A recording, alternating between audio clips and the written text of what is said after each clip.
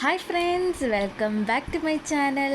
അപ്പോൾ നമ്മുടെ റമദാൻ സീരീസിലെ 4ാമത്തെ റെസിപ്പി ഈത്തപ്പഴം കൊണ്ടാണ് കേട്ടോ. ഈത്തപ്പഴം കൊണ്ട് കിടിലനായിട്ട് നമുക്കൊരു സ്നാക്ക് തയ്യാറാക്കാം, നോമ്പ് തുറക്കുന്ന നേരം കൊണ്ട് തന്നെ.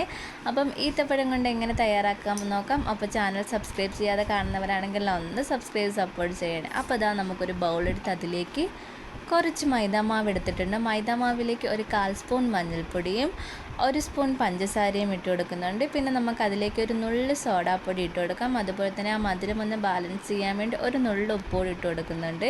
ഇനി നമുക്കിത് നന്നായിട്ടൊന്ന് മിക്സ് ചെയ്തെടുക്കണം.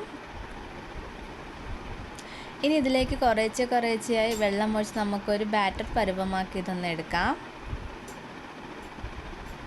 ഇനി ഇതിലേക്ക് നമുക്ക് വേണ്ടത് ഈത്തപ്പഴമാണ്. ഈത്തപ്പഴമൊക്കെ ഒന്ന് കഴുകി അതിൻ്റെ കുരുവൊക്കെ ഒന്ന് കളഞ്ഞെടുക്കണം.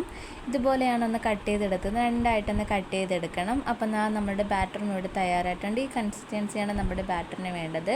ഇനി നമുക്ക് ഈത്തപ്പഴം ഓരോന്നായിട്ട് ഈ ബാറ്ററിലോട്ട് ഇതുപോലെ ഇട്ട് കൊടുക്കണം.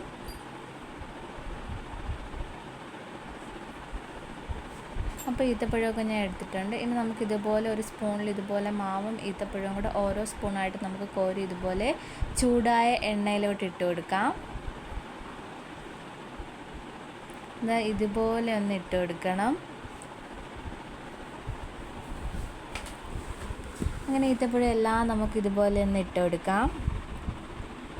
അപ്പോൾ ഞാൻ എല്ലാം ഇതുപോലെ ഒന്ന് ഇട്ട് കൊടുത്തിട്ടുണ്ട്. അപ്പോൾ ഈത്തപ്പഴത്തിൻ്റെ ഒരു സൈഡ് നന്നായിട്ടൊന്ന് മൂത്ത് വന്നിട്ടുണ്ട്. ഇനി നമുക്കൊന്ന് തിരിച്ചിട്ട് കൊടുക്കാം. വളരെ ടേസ്റ്റി ആയിട്ടുള്ളൊരു സ്നാക്കാണിത്. കുട്ടികൾക്കൊക്കെ വളരെ ഇഷ്ടപ്പെടുന്നൊരു സ്നാക്സാണ്. അതുപോലെ തന്നെ നമുക്ക് വളരെ പെട്ടെന്ന് തന്നെ തയ്യാറാക്കാൻ പറ്റിയ റെസിപ്പിയാണിത്. അപ്പോൾ എല്ലാം ഒന്ന് തിരിച്ചിട്ട് കൊടുത്തിട്ടുണ്ട്. ഇതിൻ്റെ 2 സൈഡ് നന്നായിട്ടൊന്ന് മൂപ്പിച്ച് കോരണം. അപ്പോൾ നല്ലൊരു ക്രിസ്പി ആയിരിക്കും ഇതിൻ്റെ പുറമൊക്കെ. ഉള്ളിൽ നല്ല മധുരവുമായിരിക്കും ആ ഈത്തപ്പഴത്തിൻ്റെയൊക്കെ ഒരു മധുരം.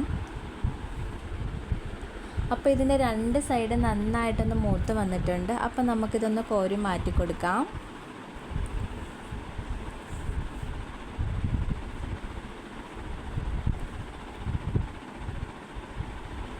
ഇതുപോലെ ഒരു ഗോൾഡൻ കളറായി വരുമ്പോഴാണ് നമ്മളിതൊന്ന് കോരി മാറ്റി കൊടുക്കേണ്ടത്. ഈത്തപ്പഴമൊക്കെ നല്ലൊരു മെൽറ്റായിട്ട് വന്നിട്ടുണ്ട്.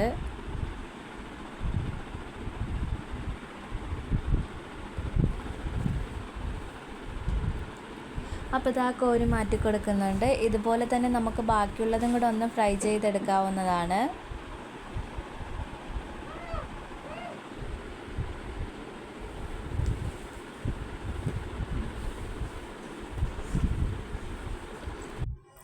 അപ്പോൾ ഇതാ ബാക്കിയുള്ളതും കൂടെ ഒന്നിതായിട്ടുണ്ട്, ഫ്രൈ ആയിട്ട് വന്നിട്ടുണ്ട്. ഇനി നമുക്കിതും കോരി മാറ്റി കൊടുക്കാം. അപ്പോൾ നമ്മുടെ വളരെ ടേസ്റ്റി ആയിട്ടുള്ള ഈത്തപ്പഴം കൊണ്ടുള്ള പലഹാരം ഇവിടെ തയ്യാറായിട്ടുണ്ട്.